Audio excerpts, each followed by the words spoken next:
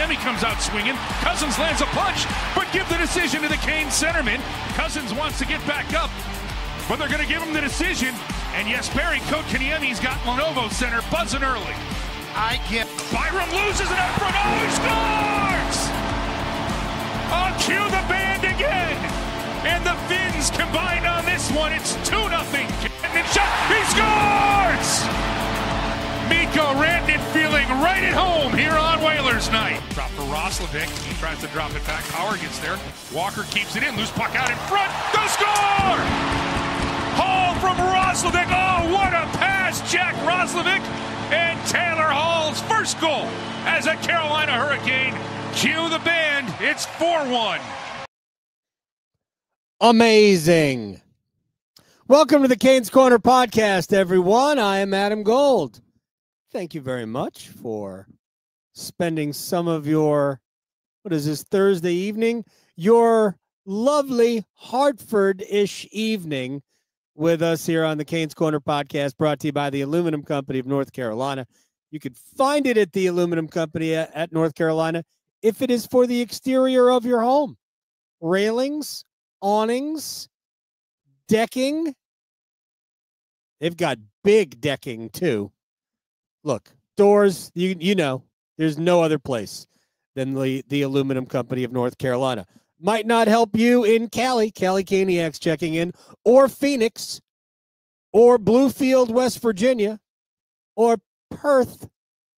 That's right, Aussie Caniac checking in from Perth, Australia, where I believe it's already Monday. Washington State, Greenville, North Carolina, Lake Hickory, Hillsborough. What up? All right, let's get to tonight's game. Before we get to tonight's game, the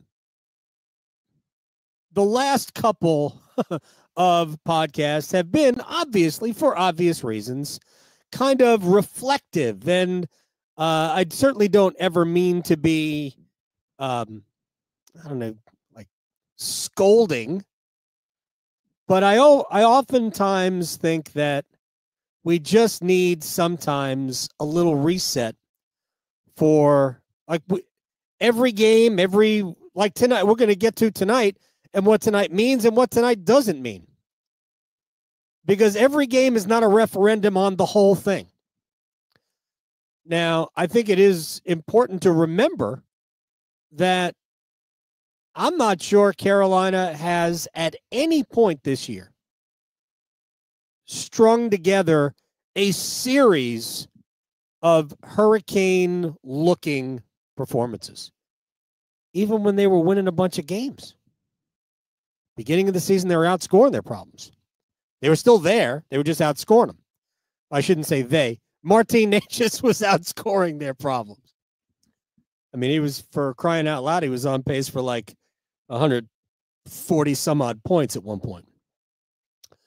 And then when that offense kind of left, it kind of left a lot of exposed problems that Carolina hasn't really, and still to this day, hasn't necessarily solved. And there's a reason why there were a lot of people that picked Carolina to miss the playoffs. I didn't, but there's a reason why they did. And Rod said it before the season that it wasn't really as good a roster, because it isn't. And it's still not. But they can still win a bunch of hockey games if they play the right way. And that is where we start. Because we can talk about goal. In fact, Carolina scored 5 tonight. Yeah, the 5th was an empty net goal, but it was also a heck of a play by Seth Jarvis. So we can talk about goals. But for my money, I thought Carolina, they won the game in the first 10 minutes. And they won the game in the first 10 minutes based on one major factor. And that is they played like they're supposed to play, like they have been playing for 6.5 years. Albeit, I shouldn't say 6.5, because I'm not sure they really have played that way a lot this year at all. The first 2 goals, entirely about defensive pressure. So They scored, it was like 4 or so minutes in. It was after a power play had expired. Carolina let a power play go. It wasn't all that great. As a matter of fact, the first unit of Gostisbehere, Aho, Rantanen, Jarvis, Svechnikov was on the ice for less than half of it before Rod had seen enough, and he got him off. He pulled him off the ice and put the second unit on, quarterbacked by Brent Burns, with Tyson Jost, who's played most of the year in the minor leagues. Jost is one of the centers, with Roslovic, Kotkaniemi, who's still in the penalty box because he had fought to start the game. We'll get to that. And Blake, I'm forgetting, Taylor Hall. So they put that unit on the ice, and they basically played out the rest of that power play. And then after, the bump-up shift happens. And you've got Staal, Martinook, and I think Eric Robinson came on the ice. And it was pressure by Staal behind the net, Martinook on the wall, who ultimately controls the puck, and then just turns and flings it in front of the net, goes off of Staal skating in. And I don't want to say that that's the goal you want to see, but that's the way you want to see Carolina play. Now, that's not the only thing they're capable of doing. They could do all the other things. It's not like everything happens in that manner. But this is the way this team is built. This is, again, not everybody, but this is the way they play. Aho wrote it. Sebastian Aho's piece in the Players Tribune. It's all about hard work. And I think, don't know exactly who saw it, who set it up in the chat. This is the way this team has always played. And if they get back to their identity, and I love the piece, if they get back to their identity where it's about putting pressure on the defense, getting opposing blue liners to turn their back to the ice, get behind the goal. If they get back to doing those types of things, then the other things probably will fall into place, and it will give them a chance, even though it is a flawed roster. We've seen enough of it. There's 24 games left. 24? I'll have to do the math here. 24 games left. 23 games left. Whatever. We've seen this team enough. We know where the weaknesses are. If they can overcome those weaknesses, I don't know. But if they control the game, if they dictate the terms, they got a chance. And that's what tonight was about. Look, Buffalo's not great. Buffalo's one of the worst teams in the league, but Buffalo had also won 7 of their last 10. I think 5 of 6 coming in as well. So Buffalo had played well, and they were scoring a ton of goals. They scored 2 tonight. I mean, they were kind of fluky, but Carolina played their game, meaning the Hurricanes game. And that's why tonight was significant. But let's not put too much significance on it unless they do it again and then again. Because we are so anxious for, well, maybe this will get him going. That is like almost a Mad Lib statement at this point. That it doesn't matter unless it matters. Like talking to Chip Tracy before the game tonight. Because I guess it was 3-1. And the Hurricanes got an early third period power play. It was 3-0, right? Early third period power play. And had 4 really good looks on it in Montreal. Obviously, they didn't score. But I asked because I thought it was a good, in terms of, how they executed the moving of the puck and the getting shots through and all that. I thought it was significantly good. I asked him if it mattered. He goes, only if it leads to something. And that's true, because it only matters if ultimately it triggers something effective. So the second power play tonight, it was certainly much better. And an elite pass from Andrei Svechnikov to Mikko Rantanen in the slot. And it leads to the goal. Now it's 3-0. So, but it was all about the way Carolina approached the first 10, 15 minutes of the game. I mean, completely dominant. In fact, I wrote this down because I thought it was significant. That it was just before Buffalo got that power play, Carolina with too many men on the ice. I think that was the call, right? Carolina leads 3-0. And through basically 18 minutes of the game, shot attempts were 40-5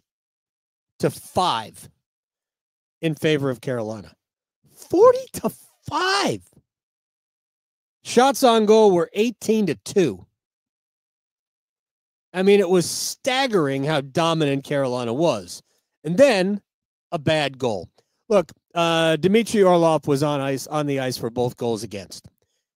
He was not great tonight, and that's probably being kind. And you could largely blame him for both goals if you wanted. The first one, if you'll allow me, I will simply give grace to a physical mistake. Because Orlov didn't give the puck away as much as he just whiffed on a clear. If you go back and you watch it, I mean, 9 times out of 10, he's just going to pound that puck down the center of the ice. Remember, Carolina's trying to kill a power play here. And he whiffed it. I mean, he got a little bit of it, but all it did was go right into the slot. And the shot gets put back on. And now there's Kochetkov is out of the net, not chasing the puck, but he's challenging. Anyway, it was chaos. And ultimately, it ended up being a goal. So, yeah, Orlov lost the puck. But it wasn't like Orlov did something dumb. It was a physical mistake, which he made a few tonight. I thought the mental mistake in the third period was, I think, far worse than the physical mistake in the first. And let me just address that real quick. At 4-1, I mean, unless you really make mistakes, unless you give goals away, you're not losing that game, especially the way Carolina had played all night. And then Orlov is deep in the offensive zone. I'm not saying for no reason, but you just got to be, I mean, it's 4-1, bruh. You don't need it. You don't need to have another shot on goal. Just play defense. So he makes that mistake. That is a poor decision. Andre tries to deliver a hit in the offensive zone. He does, but the puck still comes out. It's still carried out. Mikko Rantanen makes, I actually think, the worst mistake, because he's jumping, trying to steal the puck, intercept the puck, but he misses the puck, and now it's a 2-on-1. And all of a sudden, you go from Carolina's got the puck in the offensive zone to, wait a second, it's an odd man rush. And it was just completely unnecessary. So a bad decision at the start, really a bad decision by Rantanen. Just defend. Just, you got a guy, Jalen Chatfield gets a guy, play defense. So to me, that was, I didn't like that. And that made it 4-2. And now there's some jeopardy in the game. Because, like, Buffalo can score, man. Buffalo has scored plenty of goals, over 3 a game this year. They're actually, coming into the game, they were a couple of hundredths of a goal per game behind Carolina. Carolina, I believe, was 9th in goals per game in the NHL, and Buffalo was 10th. And now you've just kind of put the game in a little bit of jeopardy. Not that, you know, Buffalo really ever got any traction in terms of how the game was being played, but hockey's a dumb game sometimes. So some decision-making kind of could have cost Carolina. They're lucky it did not. But we get back to the very beginning and why tonight the way they played mattered. Because Rod said it after the game, we're not playing the way we're supposed to play.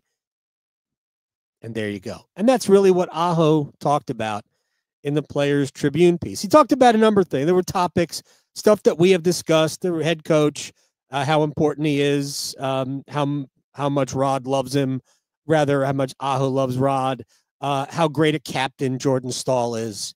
And I know some of the tropes that we get into, Aho should be the captain. He will be eventually, but he's not going to be the captain until Jordan Staal is done playing. But I thought it was an important piece for Hurricanes fans to read, because at the very beginning, it's a reminder. It's a reminder of how this team has been built, how this team does things. The way Aho plays the 200-foot game. Like, the more you watch Seth Jarvis, the more you realize, my gosh, he is a complete hockey player. Without heaping too much praise on somebody who did not get a scoring point tonight, Jackson Blake was pretty doggone good. And when he gets stronger, we've said this, 100 times already this year, he's going to be a really good player. Because I thought he was one of the best players in the game tonight, and he didn't hit the score sheet. But he was all over the game, maybe more so in the first period than in the other two. But, man, it just seems like every time he's on the ice, you watch him do something. And something positive. Now, he does get bodied off the puck. He's a fly. I mean, I don't know what they list him at, like 175. Yeah, whatever. If Jackson Blake could carry around 190 pounds on his frame, because he's going to need to get stronger. If he can, maybe 190 might be a little much, but he can carry around 185 pounds, then Carolina's going to have a really, really good player. He just has a knack. Anyway, but I thought the way Carolina went about it early really set the tone for the game. Now to Jesperi Kotkaniemi, because I thought he was, and I'm not going to pretend that I like fighting, because I don't. And in many ways, what happened at the opening faceoff is just plain silly. But here's what I think it does. Because it's the mentality of the game. I think Jesperi Kotkaniemi fighting at the opening faceoff was like a demonstration to his teammates about how he wanted the game to go. And I'll give him a ton of credit. He actually made a joke about it after the game. I don't start very often. And he doesn't, but because basically, the Hurricanes generally try to start. Well, it really depends, because you get last change. So it depends on who the other team's going to start. I don't even remember who Buffalo started. But anyway, it was Dylan Cousins. So they put Kotkaniemi, Roslovic, and Robinson out there. And all of a sudden, we got two guys fighting. And it was halfway decent. Kotkaniemi did cut his hand. That's why I don't like fighting. But it set the tone for the team, who got off to a very good, physical, aggressive forecheck. And I think it also set the tone for Jesperi. So he can't be happy with the way things are going for him, right? So a good statement. I am here to do the little things, which really are the big things. And I gave him my first star of the game. It was a game in which it wasn't pretty offensively. I didn't think Carolina was particularly good, even though they had so much of the puck. They could have scored a ton of goals. But again, all that was, we have the puck so much, we probably should have scored more goals. I mean, for the same price, there were 7 or 8 goals tonight. Reimer stopped Aho on 2 point-blank opportunities. There was an Aho pass to Rantanen on the doorstep that he redirected either wide or high. Maybe Reimer got a piece.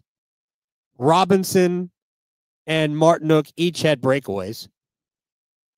Chatfield had a really good scoring chance, shorthanded from the basically inside the right faceoff circle. Kotkaniemi had a couple of opportunities. Jackson Blake had tons. So there were goals in this game, but it wasn't a pretty offensive game. And I've said this doesn't make a difference what the sport is. There is nothing more sexy than winning. And it doesn't matter how you get there. Carolina's tried and true method happens to be pressure. Forecheck, pressure the puck everywhere, turn you over, live in your end of the ice, and it will lead to goals. That has been their MO for 6.5 years. It is going to be their MO for as long as this group and this coach is the coach. And I just don't see how you argue with the success that you've had. Has it been quite as good as you want, as anybody wants? Nope. Again, that's part of what Ahu wrote about. And when I talked to Rod today, and he said, sometimes you forget what's made you successful. And in the effort to get better and acquire the pieces that you think you need to get over the top, sometimes you forget that, okay, we have this piece now. How do we use this piece within what we do rather than change what we do to think that this is the way we need to use this piece? I think it should be the former, not the latter, my opinion. And I just liked the way they went about their business tonight. Again, wasn't great, but what we didn't need tonight, because of the way Carolina played, we didn't need the goaltender to do anything. Nobody needed Pyotr Kochetkov to make a save. I don't remember a save that he made. I'm sure he did. I see the board. It had 15 on it, although that number fluctuated after the game. It went from 12 to 16 to 15 after the game. So Kochetkov he was basically, he had great seats for Carolina's game. I mean, it's not completely, he couldn't go to sleep. But Carolina didn't need their goaltender to do anything tonight. It's like a soccer team when you play so well in front of your keeper that he didn't have to make a save. It actually happened pretty much with Liverpool and Newcastle yesterday. I don't think Allison had a save. So Carolina's got two weaknesses. One of them wasn't necessary. We didn't even notice tonight, the goalie. And the other is the blue line. And the blue line, and I'm not talking about everybody, obviously. Dmitry Orlov, he had some issues tonight. Brent Burns did not. Burns was really good. And hopefully that'll continue. And I've been saying this for a while. If we got rid of the fact, if he could somehow eliminate the giveaways, I'm not sure, if he can, then what I think I've seen is somebody who is making a lot of good plays defensively.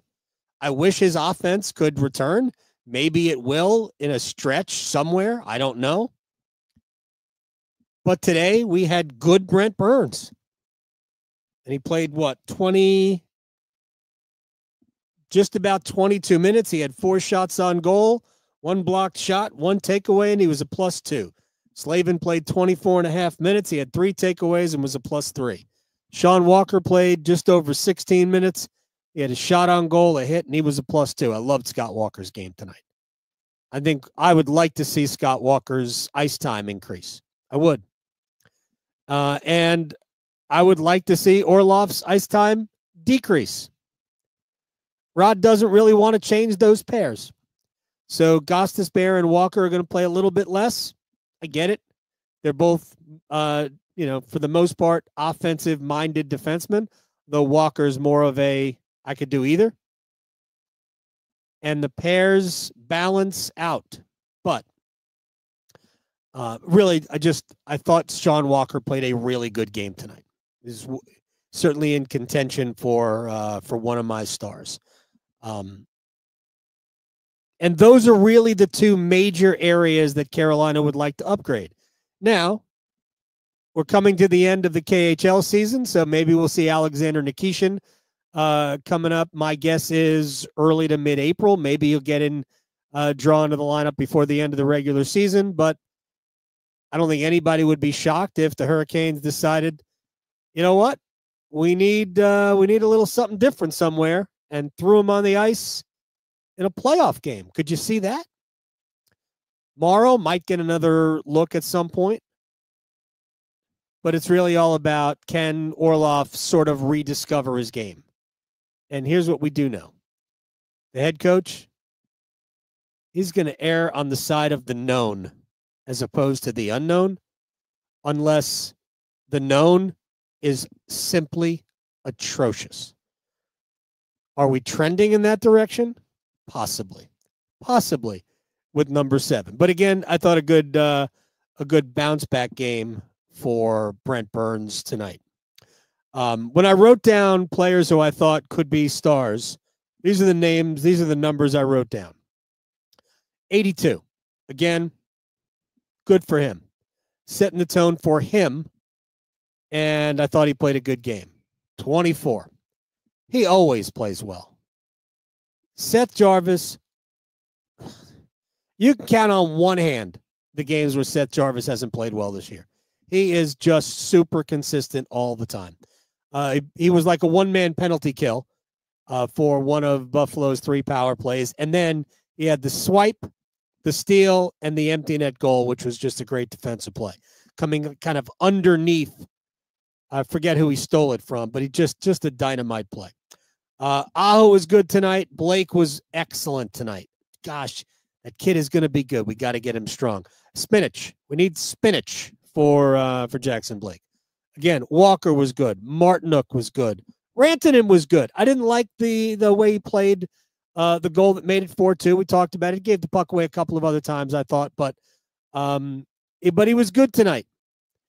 And I don't know, hopefully he'll start feeling more comfortable because, again, they weren't great offensively tonight. I don't think he's a plus defensive player. Not everybody can be. I mean, we've certainly dealt with guys who aren't plus defensive players before. Necas was not a plus defensive player. Shane Gostisbehere is not a plus defensive player. We're just trying to mitigate that, which is why it's really hard to change any of the defensive pairings. It just is. It's just difficult. Now, maybe you can play Gostisbehere and Chatfield together because you've got cover. Like, you could probably flip the 2 pairs on the second and third pairing. You could probably go to Orlov and Walker and let Gostisbehere play with Chatfield. But at some point, I think Rod's hoping that the Orlov and Chatfield pairing we saw in the playoffs last year, which was incredible, that maybe we'll get that back at some point. Maybe Dmitry Orlov will snap back to it, which is what I think he's hoping for before Carolina has to make any other decisions. Anyway, and I thought Taylor Hall played a good game tonight too. So I know there's a rumor out there that the Hurricanes are working on an extension for Hall. I mean, at this point, it hasn't been reported. I don't know that it's true. But I said this on Twitter. If they wanted to sign Taylor Hall to a contract extension for, 2 years, and it wasn't an inordinate amount of money, good goal tonight, by the way. He deserved it. He played well. If they wanted to do that, I'm all about it. I'm all about that. I'm all about extending Eric Robinson. And I think those can be good parts. Robinson can play anywhere in your lineup. Can. And Hall's, I think, right now a really good middle 6 option on the wing.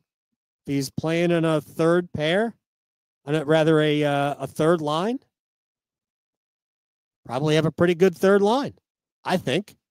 So I'd be all about it if they want to do that. But I like Robinson too, and I love the way he plays. Hall's a very, very smart player, just a super smart player.